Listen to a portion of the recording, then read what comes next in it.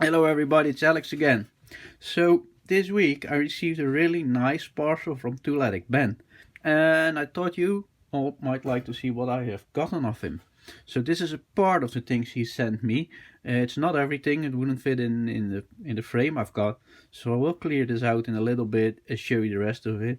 There are two things I've got on myself on this travel. So there's a little Hazard pliers, which doesn't look special. I found it for €1, but it's as you can see, it's a little A, funny A, so that's pre 1965, so it's a little bit older. They had quite a nice distinctive nickel plating on there, but it always seems to fall off, and I'm not sure what to do with it yet, because I wire wheeled it a little bit, but I don't particularly enjoy the look of that either. So if anybody has a good idea, please let me know. But I'm happy to find those. You can see it was just €1, which is good because you don't see those an awful lot. I also at the same place got this little Ford Thunderbird car, which I enjoyed. These are the older ones with metal wheels. It's a matchbox Ford Thunderbird, American car made in the UK. I thought was a little bit interesting. So now moving on to the things Ben has gotten me. Let's start out with these two. So Ben has bought a lot of tools from a guy who is going back and forward to France and buying tools over there. Now he had two of these, very similar to these, and I recognize them as being American tractor tools made by the International Harvester company. Turned out the ones the guy had were made in France, which makes sense buying tools in France. But Ben had the original American ones in his collection, and he was kind enough to swap those out for the French ones. So I've got the American one now, and as you can see, this one says McCormick. It has a patent date over here. I'll get back to that in a second. And this one has the International Harvester logo in there.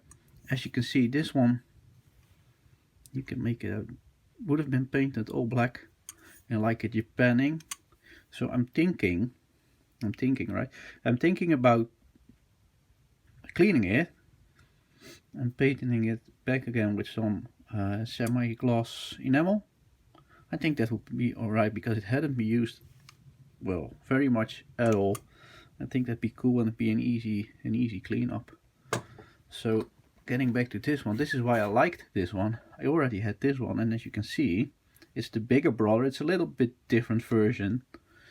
You can see the same patent date, so it's probably from the same manufacturer, but made for the International Harvester company. And it's a different version, a little bit bigger, so I liked it. Partially because my grandfather used to have International Harvester tractors, and I had one myself for quite a while. Really, I sold it recently. So this one I'm thinking, because this is all loosey goosey, and so it would be fairly easy to get apart. I'm thinking this would be a good restoration candidate. It doesn't have very awful pitting, so you wouldn't have to take all that much off to make it a really nice presentable wrench. So I don't know if I'm doing anything stupid if I would, but I sort of feel like restoring this one.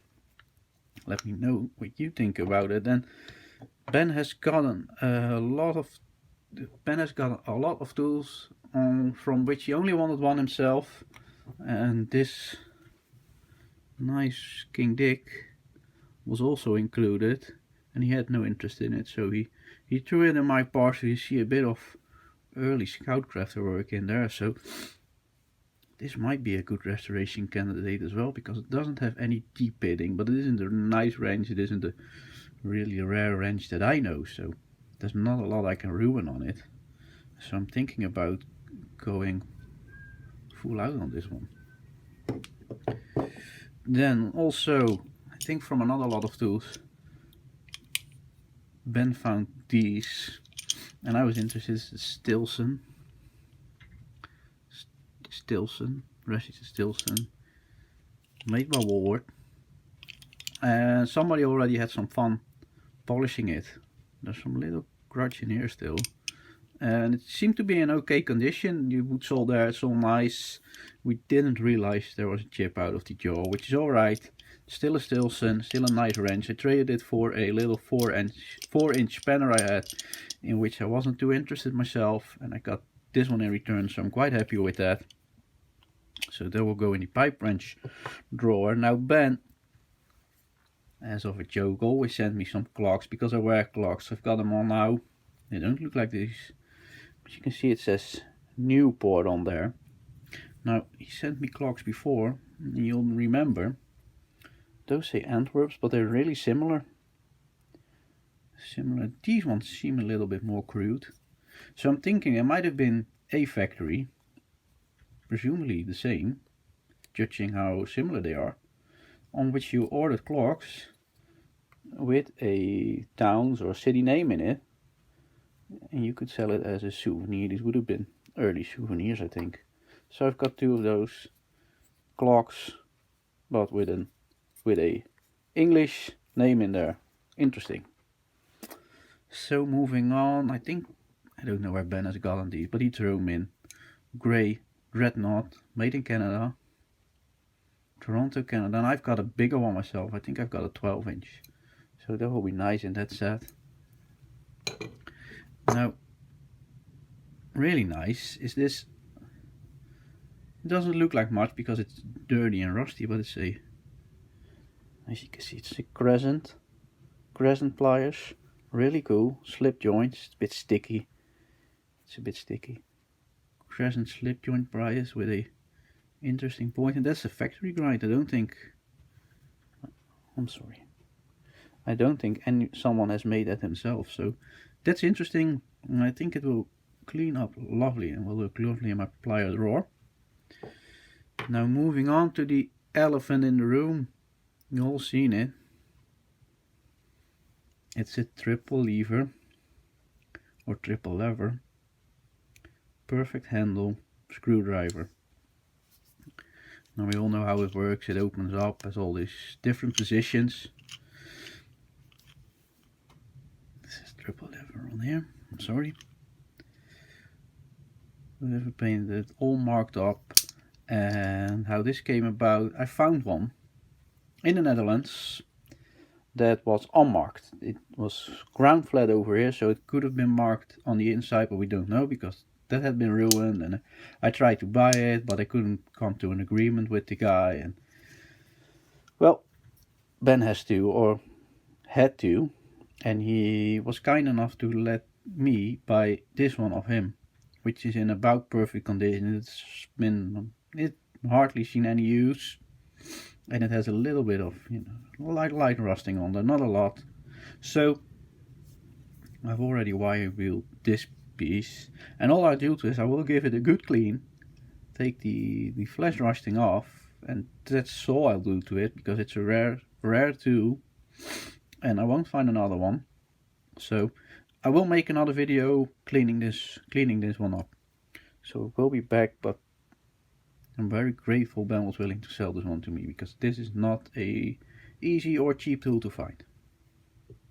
So I'm gonna clear this away and show you the rest of the tool haul. So back again, this is the last bit of the haul. Now these two also came from all the tools coming from France. As you can see, and as I said, buying tools in France, you get French brands. So I'm thinking certain, sounds French to me, though it is still a interesting design, and this one has no markings on it, but I'm assuming it would be French as well, and I still think it's an interesting design, so that's more than fine. I think Ben got this in a haul from Resto Rob, if I'm not mistaken. So it's a Crescent 8-inch. The 8 one seemed to find me pretty well. So I think this one will look nice, cleaned up. So I look forward to putting some work in it. I think this one came from the tool hole Bandit, of which he only wanted one to himself. So now this has something to do with buttons. Don't ask me what. I'm not very familiar with buttons. It's an interesting tool. Looks cool, will look good on the wall, or well, somewhere in a corner over here. Then also from Restaurant is this, or I think it's from Restaurant, let me put it that way because I forget everything, is this cool Stanley, and I think it's from the Sweetheart era. It's missing a little bit over here, and maybe I'll be able to figure something out to fix that. That's a really cool tool, so I'm really grateful to have gotten that. And even better, also sent by Restaurant, which Ben has gotten me, is a Defiance $12.99 made in the USA X-Acto knife. Now I've been after this for, well, since I've seen it on Scoutcraft's channel basically, and I never really bitten the bullet on it, so Ben bought it for me, which is really nice. Thank you, Ben. I'm really grateful. It still has quite a bit of its original paint, and this is the old leaded paint, so this will stay exactly as it is. I might try to use a toothpick to get a little bit of the white paint of it, wax it, might sand the top of the screw, because that's a replacement screw, that's another screw from the factory, and just put it in my collection. It's a lovely thing, absolutely fantastic. So I can't thank you enough, Ben. Absolutely lovely tool, and you don't find these over here. Not this style, not made in the USA. Also in the tool in which this tool was is a Terry spanner. Now these are relatively common in the UK. You hardly find them. You hardly find them out of the UK. So I have a few, and they're attractive to me. Don't ask me why. So Ben kindly gave this one to me, and it will go with the other ones. I think I've got this size. Actually, I think I've got two of this size, and I'm still happy with it, because I will put some bluing on it again, and it will be a lovely tool. It will go with the other ones on my wall display. And then last, certainly not least, is this tiny Billings and Spencer's bicycle spanner. Look how lovely this one is. Now Ben says it's where it was in my drawer. I don't know. I don't remember where it came from, but it's so lovely. Look how nice the stamping is on it. This will be a beauty cleaned up, wouldn't it? So this will go with either the other Billings and Spencer spanners I've got, or with the bicycle spanners. So lovely. So a lot of nice things. Oh, I'm forgetting one of the nicest things Ben has sent me. I will get it now, hang on. Now some of you will know Ben has made a beautiful calendar last year using the pictures he makes on Instagram. Now I've been harassing him a little bit to make another calendar for this year, and he did. So here's the lovely calendar he made. It's already on my shop's wall, so I took it off the wall, and it's full of the really nice pictures he makes. So this was the calendar he made last year, which I will save because of all the beautiful pictures in there. But this is the calendar for this year. Maybe next year Ben should make a birthday calendar, so we can't harass him anymore to make others. But it's full of nice pictures. Everyone's got a nice pictures. Here are a few. I'll show you a few, which will be on my shop wall, at least this year. Lovely calendar. Thank you, Ben. Very well done. So this is the end of my video. Thank you all for watching. I appreciate it if you will leave a comment, and I appreciate you watching. Alright, bye.